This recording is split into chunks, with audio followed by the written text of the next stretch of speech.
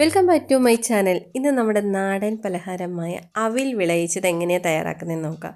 അപ്പോൾ ഇത് നല്ല ടേസ്റ്റി ആയിട്ടുള്ളൊരു പലഹാരമാണ്, എല്ലാവരും ട്രൈ ചെയ്ത് നോക്കുക. അപ്പോൾ അവിൽ വിളയിച്ച് നമുക്ക് എങ്ങനെയാണ് ഉണ്ടാക്കാമെന്ന് നോക്കാം.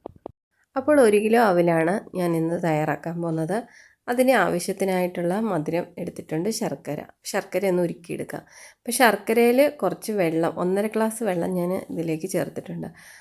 അപ്പോൾ നമ്മളൊരു ഉരുളി വെച്ചിട്ടുണ്ട്, അതിലേക്ക് കുറച്ച് 1 ടീസ്പൂണോളം നെയ്യ് ഒഴിച്ച് കൊടുക്കുക. നമുക്ക് പൊട്ടുകടലയും അതേപോലെ തന്നെ എള്ളും കൂടെ ഒന്ന് മൂപ്പിച്ചെടുക്കാൻ വേണ്ടിയിട്ടാണ്, വറുത്ത് കോരാൻ വേണ്ടിയിട്ട്. അപ്പോൾ അതേപോലെ തന്നെ നിങ്ങൾക്ക് കാഷ്നട്ടോ കിസ്മിസോ എന്തെങ്കിലും നിങ്ങൾക്ക് ഇഷ്ടമുള്ളത് ചേർത്ത് കൊടുക്കുക, നട്ട്സൊക്കെ ചേർത്ത് കൊടുക്കാവുന്നതാണ്. അപ്പോൾ ഞാനിതൊന്ന് വറുത്തെടുക്കുക. അപ്പോൾ ഇനി നമുക്ക് എള്ളിട്ട് കൊടുക്കാം.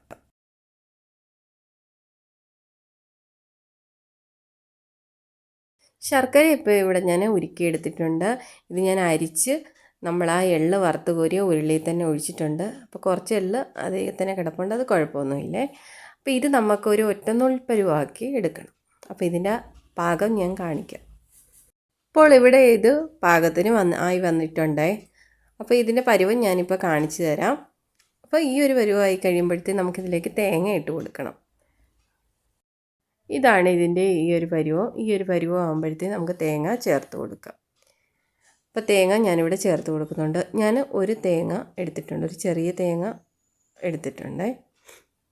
അതേപോലെ തന്നെ നമ്മുടെ ചാനൽ കണ്ട് ഇഷ്ടപ്പെടുന്ന കൂട്ടുകാരെല്ലാവരും ഒന്ന് സബ്സ്ക്രൈബ് ചെയ്ത് സപ്പോർട്ട് ചെയ്യണം.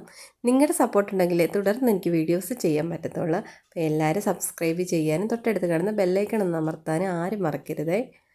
അപ്പോൾ നിങ്ങളുടെ ഫീഡ്ബാക്കുകൾ ഇടുക. വീഡിയോയിൽ എന്തെങ്കിലും തെറ്റുകുറ്റങ്ങളുണ്ടെങ്കിൽ നിങ്ങളത് പിന്നെ കമൻറ്റ് ചെയ്യുക.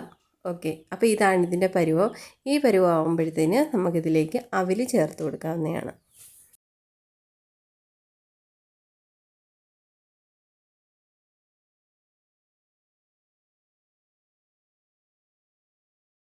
അപ്പോൾ അവിൽ ചേർത്ത് കൊടുക്കുന്ന സമയം നമ്മൾ ഫ്ലെയിം ഓഫ് ചെയ്യണം. അതേപോലെ തന്നെ ഞാൻ കുറച്ച് ഏലക്ക പൊടിച്ചതും കൂടെ ചേർക്കുന്നുണ്ട്. അപ്പോൾ അത് ചേർക്കണം. ചുക്കുപൊടി ഉണ്ടെങ്കിൽ ഇത്തിരി ചുക്കുപൊടിയും കൂടി ഇടുന്നതുകൊണ്ട് കുഴപ്പമൊന്നുമില്ല. ഞാനിവിടെ ഏലക്കപ്പൊടി മാത്രമേ ചേർത്തിട്ടുള്ളൂ. അതിലേക്ക് നേരത്തെ വറുത്ത് വെച്ചിരുന്ന പൊട്ടുകടലയും എള്ളും ചേർത്തു. അപ്പോൾ അടിപൊളി ടേസ്റ്റി ആയിട്ടുള്ള അവിൽ വിളയിച്ചത് റെഡി.